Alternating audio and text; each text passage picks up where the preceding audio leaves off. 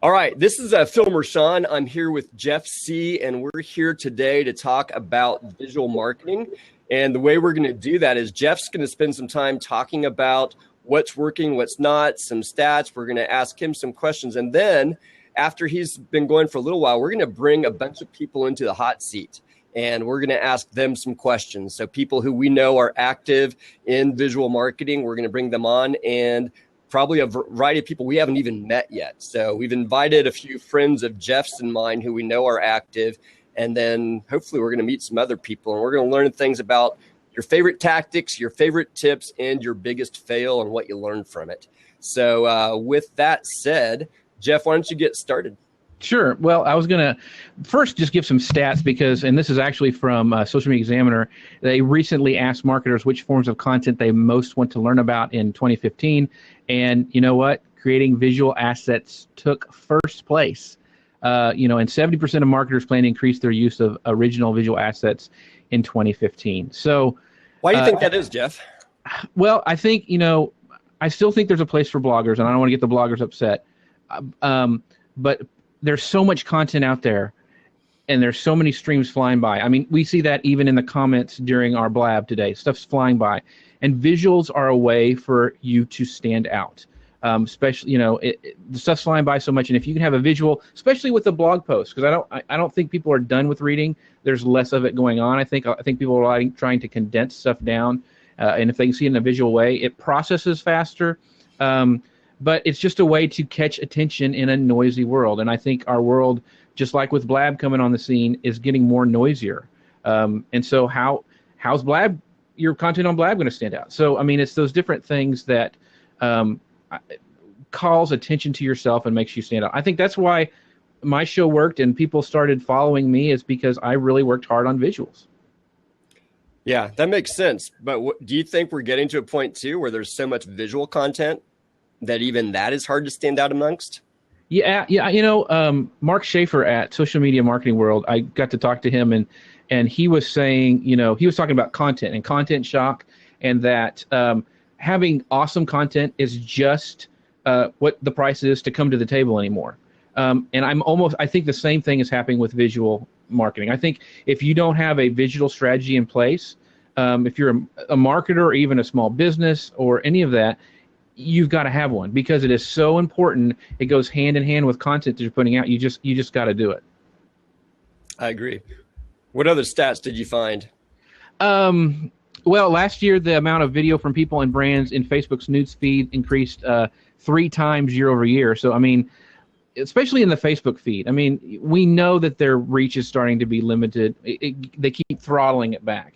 And so visuals are a great way to stand out. I mean, and at Social Media Examiner, we're always, they're experimenting all the time to try to get more reach. How will more people see our stuff organically?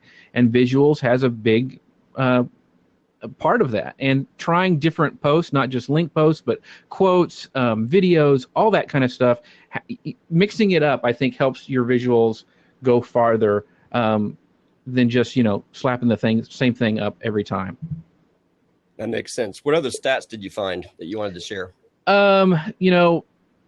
Most business people are trying to get more visual marketers on there. And like we said before, 70% of marketers plan to increase their use of original visual assets in 2015.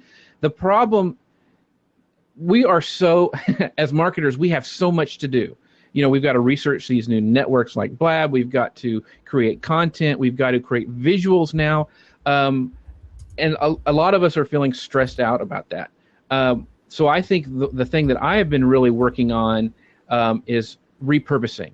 How can I create one graphic or a piece of content and repurpose it to use other places like Instagram or Facebook? And in fact, like we were talking about these blabs, which is a great way to capture content. Like when we get done with this blab, we are going to have a visual content of this show. It will be done.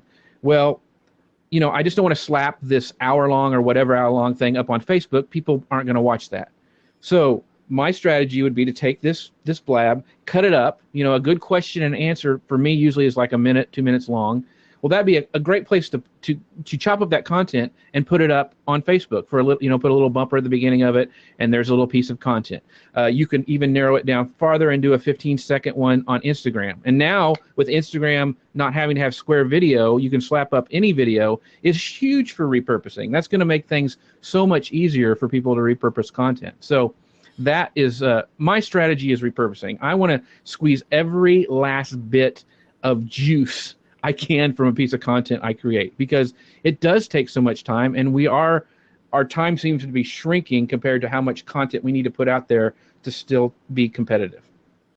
I love it. So I'm going to assume that's your answer to question number one, which is, what is your number one tactic that you recommend? It's repurposing content, but maybe you can go a little deeper. What are some things that people who don't know how to do that should do? Are there tools they should use or processes that you recommend? Right. Always think about repurposing when you first get when you're starting to create content. Like when I create a graphic for my blog post, is I think, okay, will this image be able to be cropped, for one, to use in those other networks? That will depend on what I usually do an image and then have text, my blog title, over that image background, and I try to make it kind of retro style because that's the way I do stuff. And so I try to always think in the back of my mind, okay, will this be able, back in the day when you had to have a square graphic for Instagram, will that work on Instagram? Will that work on Facebook with, that sort of aspect ratio for Facebook's images? Will that work good on Pinterest? So I'm always thinking, I'm trying to think a step ahead. And that didn't happen. I mean, that took me a long time to figure out. And so if people can start with, okay, I'm going to start thinking right off the top about repurposing, I think they'll get there faster than I did, because it was a struggle. Like, okay, now I've got to create another graphic for this, and I've got to repurpose it. So now what I do is when I sit down in Photoshop or Canva, I have that, and I can crank them out in about 15, 20 minutes, because I know I'm repurposing to all these different networks. So just thinking about it ahead of time, but are there actual processes that you do? You always start with one and then move to another, or does it really matter? Yeah, what I usually do is I start with, I have my, Pinterest is usually my longest graphic, and so I'll use that for my base, and then I'll resize everything from that. But, you can create templates in Canva that are already set up, and now I think it's Canva for Work, lets you resize things for different networks, and you can move stuff around that way. So I always think long-term of how that I can use that across different networks. So Naomi, I know that's who Super Dumb is here. She asked the question, what's the best way to keep visual consistency with your branding across the platforms and still feel new and fresh? I think visual consistency, I have a kind of a style and theme that I use for all my images. And so I've kind of really nailed down for that. And so I took a long time coming up with that. I really worked hard on getting my style, getting it down. One of the things that I learned from Peg Fitzpatrick and Rebecca Radice is they have what they call style guides. And so they have, what fonts look good, what color is going to work good. I mean, they have the actual hexadecimal codes for their colors so they can send to a designer. But they have that all on a sheet. So if they have a designer like me or somebody else work on something like for a video, they can send them that style sheet, and it's already set up, and a lot of the guesswork is done on what needs to happen to make it fit into their brand. Perfect. All right. So what's your favorite tool? I'm sorry, you cut out a little bit there, Phil. What is your favorite tool? There's a lot of my favorite tools. One of my favorites, I mentioned Canva before. I use that quite a bit. I'm a big Photoshop user just because it works so well for me, going across from like all of Adobe's products, Premiere and Illustrator and After Effects. But for somebody who's really just getting started with design, Canva is a great place to get going, and you can create some awesome images in Canva. I think Canva will probably be the number one answer, but everyone else who comes on, you can't use that one. It's already been taken. I took Canva. All right. So Jeff, what's your biggest fail and what did you learn from it? Oh, there's so many, Phil. Just pick one. Yeah. Probably when I first started on Pinterest for visual media, I was just sharing business stuff. I was just always sharing my stuff, and you know, even with visual content, you only have so much bandwidth, and you gotta, as Peg Fitzpatrick says, feed the content monster. And I didn't have enough to feed the content monster because I thought I could only do my stuff, until I realized that I could share, and I would build authority and a reputation by sharing good content from other people. That was my biggest mistake, that I should have done that sooner. I was so paranoid that I was giving stuff away to my competition and all that stuff. That's probably my biggest fail, that I waited too long to start sharing other people's content. Well, Dustin, I think, disagrees with you, and he said it's because you didn't grow your beard soon enough. That's right. Yeah. Tell us the story. What caused you to grow the beard? Well, it was when I started Manly Pinterest Tips.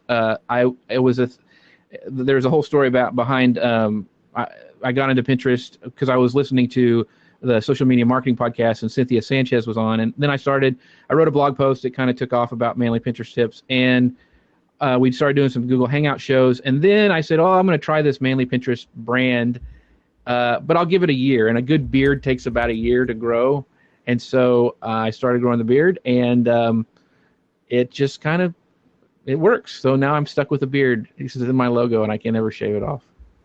All right, awesome. So, folks, if you didn't catch our intro, what we're going to do today is we are going to have a hot seat where we are bringing on some friends of Jeff's one at a time to answer these questions. And then later in the conversation, we'll probably have several of us. So right now we've got Elisa Meredith joining us here. So Elisa, welcome. Hey, thanks, Phil. And looks like my ManyCam has taken over my screen, and I'm not sure how to get rid of it.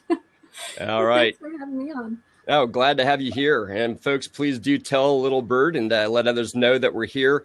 All right. So Elisa, I know you're very active on Pinterest. So tell us your number one tactic or a strategy that you would recommend to folks who are active in visual marketing. I would say create multiple images for your most popular content, whether it's a blog post or a downloadable item that you have. Create as many images as you can in slightly different styles, some with, some without text over the image, and just see what works best. And then promote those two. Promoted pins are great. So like Jeff's saying, you're saying at the outset, create multiple graphics that you might use at various points for different reasons. So it's not just taking one and splicing it in different ways for the platforms, but you're actually saying 3 or 4 images for the same post or whatever. Is that, am I hearing you right? Yes, exactly. We were talking with somebody this morning, actually, who was going to create a 10 tips or 10 questions to ask your caterer. So I said, all right, well, then that means you need at least 11 images, right? So you need one image for the whole offer. Then you need, and I'm gesturing, even though you can't see me. And then you need, someone recommended, Elisa, that you switch the cam in the URL. I'm not sure what that means. Oh, I see what they're saying. It may. I don't know if it should let you do that when you go up there and switch it. Okay, thank you. But yeah, Lisa has a great example. I mean, she was the one who really hit home for me on how to actually generate. She generates a lot of leads for her clients using this multi-image thing on Pinterest. She'll, for that same trying to capture leads or like a free downloadable, she'll create multiple pins or multiple images for that same page. So one example that she was using was for smoothies for a client. Lisa, can you talk about that? Yeah, sure. And I'm trying to change that over, but it doesn't seem to be working. We had an ebook that was going out that was a collection of smoothie recipes. So we would take or find images that would fit each of those recipes and create a pin for each one of those. So Pinterest is a huge focus for me. I know we can do visual on every platform, but it seems most worth it to me to invest that time in the images that you're going to use on Pinterest. So we would have one picture for each recipe and maybe tease a little bit about what was in it, but not give away the whole thing so they'd have to click through to get the book. Fantastic. All right, tell us what your favorite tool is. Since Canva's off the table, what would you recommend people check out? Oh, that's easy. Tailwind is the second one. And I know it's just for Pinterest, but it really is the easiest way to skillfully plan out your Pinterest image sharing. So you can, and you should really share your own content to more than one board. So you should have one that is just your blog content, and then you should have other ones. You should have group boards, but you don't want to just send them all out at once. So you can use Tailwind to schedule and use the interval timing so that it will go out, like one will go out one day and then the next one 2 days later, or whatever you want to set it at, so that it looks a little more natural that way. Gotcha. Hey, Colette just told us how you can get your camera on. On the far right of the URL, there's a little video image in the URL bar. And if you click on that, that should turn on your cameras, if that works. It's what I've been doing, but I think something's funny with my browser because I can't get to the done button to make it take effect. Yeah. Craig has the same problem. Sorry about that, guys. Oh, that's right. And I wanted to mention Craig Carpenter it came in the room, and we may want to bring him on if he can later. But he has a new tool called Relay That, which is it's totally different from Canva, but it lets you create. We were talking about repurposing earlier. It lets you create some awesome images very, very quickly, kind of batch processing for all these things, and it's really impressive. I talked to him at Podcast Movement, and so. If you haven't checked out Relay That, that's another great tool to check out for repurposing, which I'm a fan of. All right, Elisa, other than our video camera fail for right now, what's your favorite fail story and what you learned from it? My favorite fail story, there are, like Jeff said, I have a bunch, but which one to choose? I guess it is so easy to create new boards on the fly. Then you don't remember to go back and put descriptions in them. So I guess that would be my biggest mistake, is just getting excited about creating new boards and forgetting to go back and add a really good description or think enough about the title of the board in the beginning. Excellent.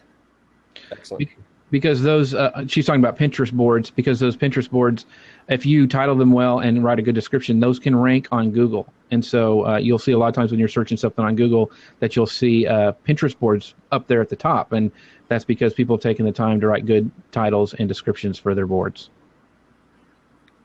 Fantastic. All right, Elisa, we're going to open the hot seat up to somebody else. Jeff, since you invited Craig, let's have Craig come and join us. Let me open that seat up.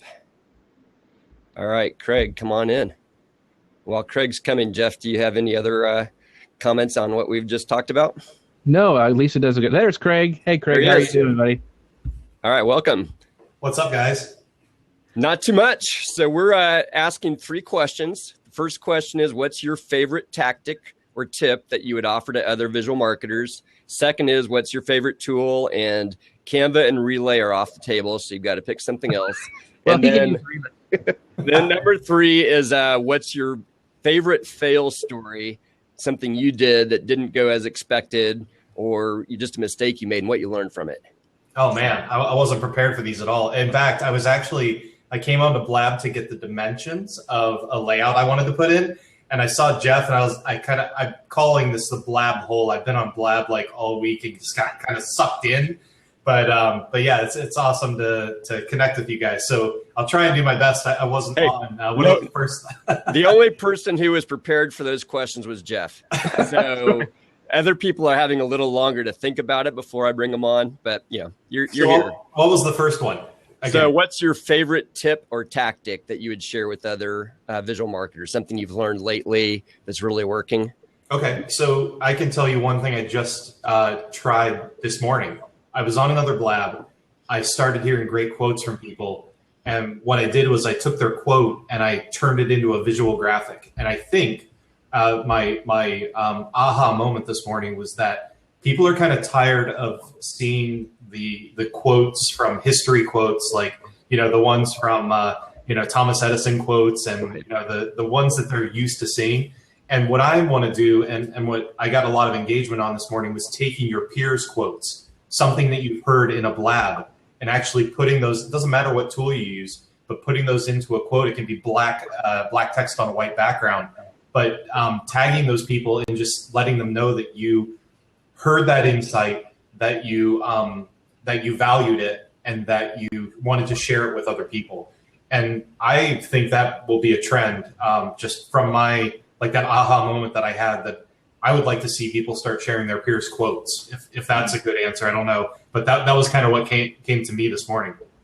Yeah, I love that. And something, Jeff, you've been doing that's a little bit longer term strategy, but for our summit, tell people what you've been doing with quotes from some of the speakers. Yeah, we've the summit's kind of having, if you look at it on Pinterest, it has a kind of a Western theme. And so we've got some quotes going out with kind of a Western background. And we also, for everybody who's speaking, like Elisa's one of them, and Peg just popped in to say hi as well, we've taken them and put them on a wanted poster and said, that's how they, these are the people who are going to be talking, like Peg speaking on visual media. And so those have been really fun to put together and put on Pinterest and Instagram and Facebook as well. Yeah, I want to put like a sidecar comment as I was thinking through this morning, that I think it comes behind what is the intention behind that too. If you're doing that to tag people to leverage their community, I don't think that's the reason to do it. But I think that, and I think it's like a gray area, just as I was thinking about it this morning, but because I was a little nervous about doing it for some people, because I think some people could potentially see it that way. But I think if the intention is true, and you're truly adding value by doing that to both the quotee and the audience, and not being too pushy in tagging their face in Facebook if they don't want to be, things like that. So I'm going to tread those waters lightly, but I think it could be, I think people would enjoy it for the most part.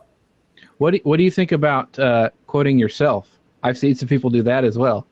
I think that, I think it's a little, well, I'll say the one thing. I don't think you're going to get as much engagement if you quote yourself. Now, if you quote yourself and you give it up to people that care about you and let them share it, I think that you're going to get much more engagement. But if you quote yourself and you share it on your own wall, or if you go into a Facebook group and you blast that Facebook group with your quote, I've seen that happen where someone will say, they'll actually, I'm trying not to get too far off here, but I've seen in Facebook groups where people want attention and they have a question. So they will create a big fat 1200 by 1200 graphic, blast it into a Facebook group. And then it's almost to me like, my question is so important that it deserves this big graphic. And I haven't quite figured out how I feel about that, but have you guys seen that at all?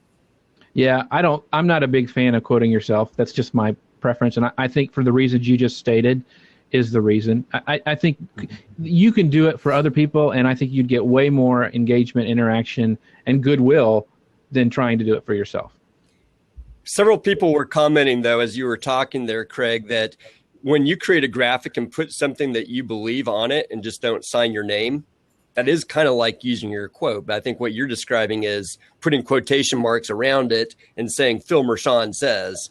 Is that true? Yeah, I probably should have said that. I saw that Dustin asked that. When I'm saying quoting another peer, you're giving them credit. So you're putting their handle and their name on it and not tagging yourself on it. So, Yep. You have to be careful of I think taking a quoting them and then not giving them credit. That would, the intent, I think it comes back to intention with that. Yeah. All right. Here's your second question. Favorite tool? What's your go-to tool? We're going to take Canva off the plate. You can say Relay, because I forgot that Elisa said Pintail, right? That was actually the tool she mentioned first. So Tailwind. Or Tailwind, sorry. Yeah. Yeah, that's really difficult, the space I'm in right now. I mean, I've used Photoshop for 20 years. If I would like to kind of figure out what is the purpose of that tool that I'm using, and then I could probably pick a favorite. If I'm creating more complicated graphics, I would use Photoshop. I've found myself really interested in, we're talking about graphics that go create words on. Are we talking about graphics that are creating words on top of pictures, or is there a category, or just graphics in general? Just in general. Broad. Okay. Yeah. Yeah. I mean, it's hard for me because when I'm using mobile, I like WordSwag.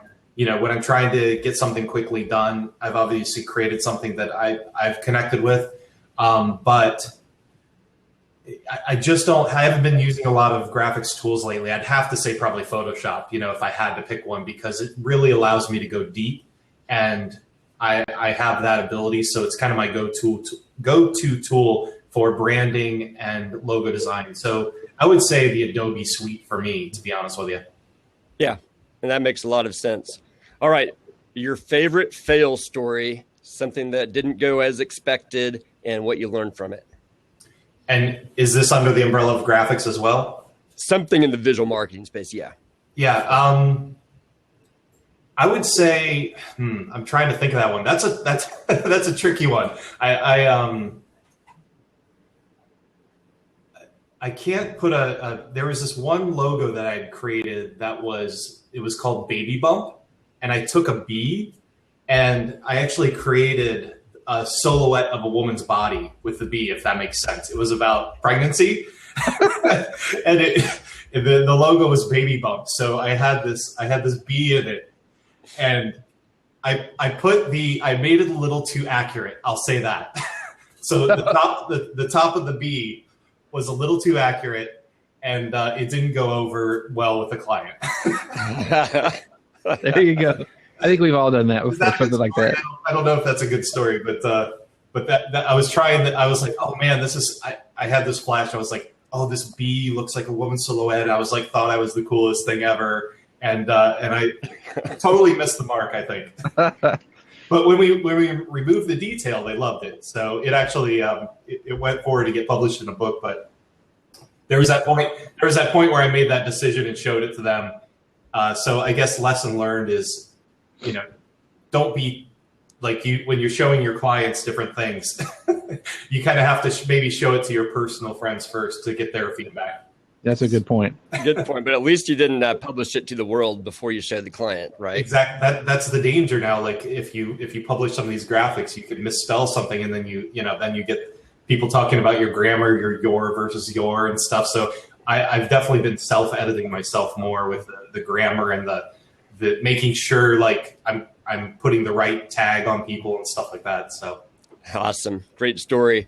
Hey, Craig, thanks for joining us. We're going to open up the hot seat to Kim Vidge. Kim, if you're out there, come and Craig. Join us. Thanks for inviting me in. I really appreciate it, guys. Absolutely. Talk to you later. All right, Kim. And then Peg, we'll have you come next since you said you needed to check your hair. There's Kim. Hey, Kim, how are you? I'm doing well. How are you? Doing all right. Is it hot and humid there in Gainesville? It is, and almost rainy. So, oh man! At least all it's right. a hurricane though, so I'm grateful. Awesome. So hey, you've probably heard the questions, so we're just gonna let you just dive right in. First question: what's your favorite tactic to other visual marketers that you would recommend? First tip, goodness. Well, first of all, it's probably just to be you. And like you guys brought up, both Peg and Rebecca, that they stand out with their graphics. I think sticking with 2 fonts that are going to be the brand you're working on, that kind of keep showing up over and over again so that they know that's their graphic, is probably key.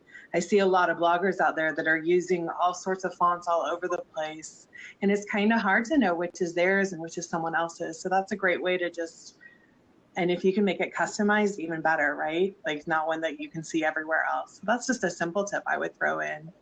Awesome. Jeff, any comments there? No, that's great. Standing out is in the world. I mean, that's the downfall of Canva and some of the other ones, is trying to stand out. You'll see, you can start seeing things. Oh, they made that in Canva. You can realize that. And one of the tips I tell people is, like, when you're getting stock photography, is to buy it larger than you really need, because that way you can rotate it, you can crop it, you can blow it up, and you can make it look different than everybody else who's maybe using that same one. Even with the free sites, you'll start seeing images like, oh, I've seen that, or I've seen that. So good points, Kim. Yeah. I think cropping in is just probably lost you there. Time to pick up my child at school. We'll get through this quickly then. Alarms for a reason. The tip I would probably throw out for a platform to use would be PicMonkey. If some of you aren't as trained as I am on PhotoShoot, I don't know how to use all those different ones. So PicMonkey is probably my favorite one, and I can custom overlay the fonts that I want to use, not necessarily just theirs. So again, that's pulling in your own uniqueness from your desktop. Why would you use PicMonkey over Canva? What's different about it? I have the ability to edit, truly edit some of the photos I'm taking for the blog. and for other people's sites too, where I can, I'm going in and maybe taking out an item that I didn't want to be in the image because it showed up on accident, playing a lot more around with the lighting and darkening of things and colors, even sharpening images. I mean, a lot of people are on the go with their iPhones, and you can clean things up a little bit on Pigma. So that's why I use it. Awesome. All right. I know you've got to run, so let's hear your fail story. What's something that went epically wrong, or however you want? It doesn't have to be drastic, but we want it to be a great story. The great story is never write an overlay text late in the night because you probably won't spell it right. Oh, no. And what happens? And all of a sudden the pen does well and you realize there's a huge misspelling. So that's probably my classic, I have done it more than once and I want to admit to you kind of thing. You don't want to tell us what word you misspelled? There's one I always misspell in the middle of the night. It's activities. There's too many I's and T's really, really close, and you just don't see it. So activities. And that's the name of your blog, isn't it? The educator spin on it is the site. Oh, yeah. I'm always writing activities. Our book is going to be right. Easy learning games. I mean, we're talking. Anyway, those are my 3 things. Awesome. Thanks for joining us. Peg Fitzpatrick, please jump in and grab the hot seat. Appreciate you being here, Kim.